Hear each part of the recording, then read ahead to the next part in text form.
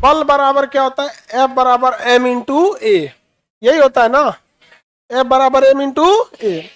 अब आपके पास दो मात्रक है, पहले जमाने का मात्रक और नए जमाने का मात्रक। तो बल का फॉर्मूला अगर लिखेंगे तो यहाँ पे क्या हो जाएगा, द्रव्यमान की जगह केजी, त्वरण की जगह मीटर पर सेकेंड स्क्वायर, मीटर पर सेकेंड स्क्वायर। इसी को कहा जाता है न्यूटन। क्या कहेंगे, न्यूटन।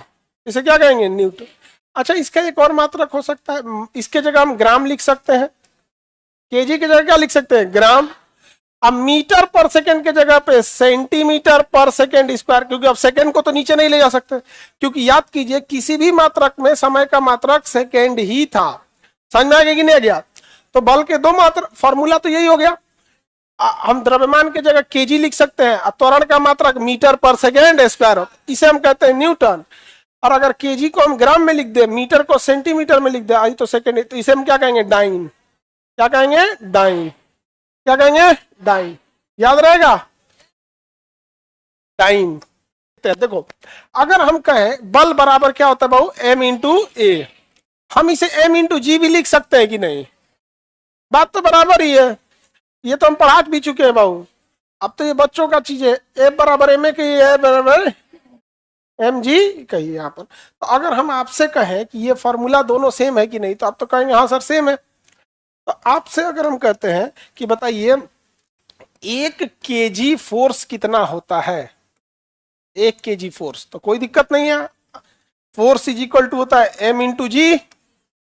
कितना केजी का आ रहा है, 1 kg, तो एक रख दीजिए, जी के जगह 9.8 newton. 1 gram force is equal to, बताइए क्या होगा, 1 ग्राम फोर्स। अभी हम क्या दिए थे, केजी फोर्स, अभी क्या है, ग्राम फोर्स। 1 ग्राम फोर्स, तो बात बराबर ही है, फॉर्मूला तो वही ना होगा।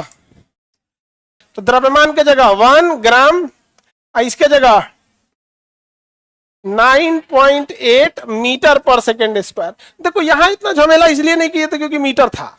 अब सेकेंड देखते हैं, क्या देखते हैं, सेकेंड। सेकेंड में क्या है भाई, तो ये कहता है संवेग परिवर्तन जो का जो दर होता है वो बल के बराबर होता है। संवेग परिवर्तन का दर किसके बराबर, बल के बराबर। इससे बल का समीकरण निकलता है F बराबर एम इंटू ए। देखिए कैसे निकलेगा, संवेग परिवर्तन का दर, संवेग में अगर आप परिवर्तन कर रहे हैं, संवेग परिवर्तन का दर, दर का मतलब होता है समय से भाग देना। संवेग में परिवर्तन मतलब बाद वाला संवेग माइनस पहले वाला समय बटा समय, बटा समय। तो बाद वाला संवेग माइनस पहले वाला संवेग, बटा में क्या है, समय है। अब यहाँ हो जाएगा m, द्रव्यमान सेम है, दूसरे वाले का वेग v2 और पहले वाले का वेग v1, अब बटा t, यही ना होगा। दोनों में क्या कॉमन हो जाएगा, मास।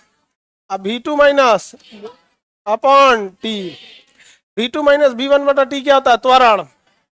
वेग में परिवर्तन बटा समय क्या होता है, त्वरण a, तो इसके जगह क्या हो जाएगा a, इसके जगह क्या हो जाएगा a, और यही हो जाएगा बल। तो बताइए संवेग परिवर्तन का दर किसके बराबर होता है, बल के बराबर होता है। नॉर्मल अगर बल रहेगा तो F बराबर क्या होगा, एम ए, F बराबर एम ए।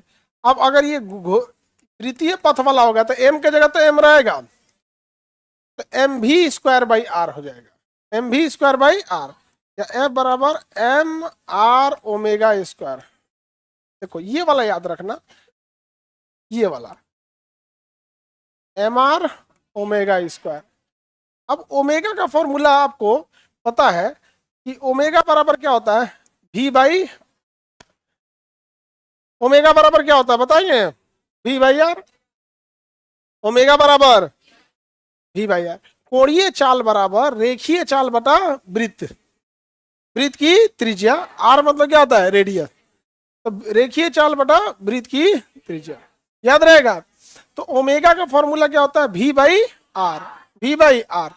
तो बताइए बल का फॉर्मूला क्या है, F बराबर एम इंटू ए, अभिकेंद्र बल एम आर ओमेगा स्क्वायर, ये एम ए होता है, ये M R omega square, M R, और ओमेगा का फॉर्मूला क्या होता है, v बाई आर, ओमेगा बराबर अच्छा, आप अगर इसमें रखना भी चाहते हैं, ओमेगा की वैल्यू इसमें पुट करना चाहते हैं, तो आप देखिएगा एम के जगह एम, आर के जगह आर, ओमेगा के जगह क्या रखिएगा, वी बाई आर। इसका क्या करना होगा, होल, इसका क्या करना होगा, स्क्वायर करना होगा।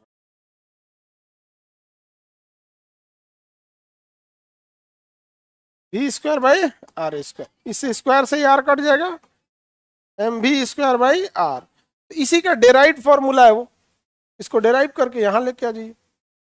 कह रहा है कि 8 मीटर लंबे रस्सी, कितने मीटर रस्सी है भैया, यहां हम लिख देते हैं ओमेगा वाला, ओमेगा बराबर क्या होता है, वी बाई आर।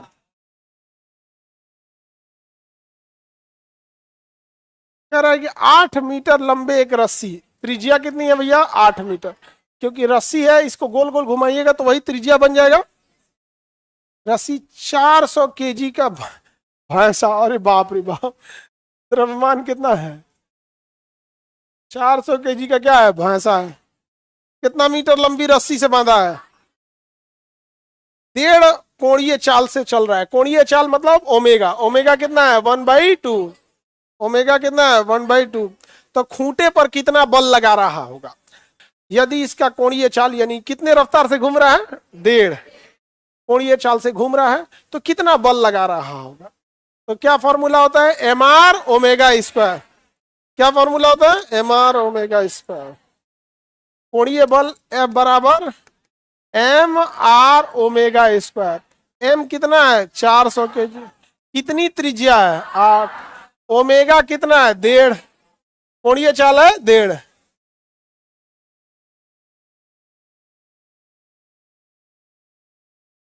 इससे काट दिए 2 भाग में, कितना हो जाएगा 800, कितना होगा 800, हो गया, निकल जाएगा। अभिकेंद्र बल गोल घूमने के लिए बहुत जरूरी होता है।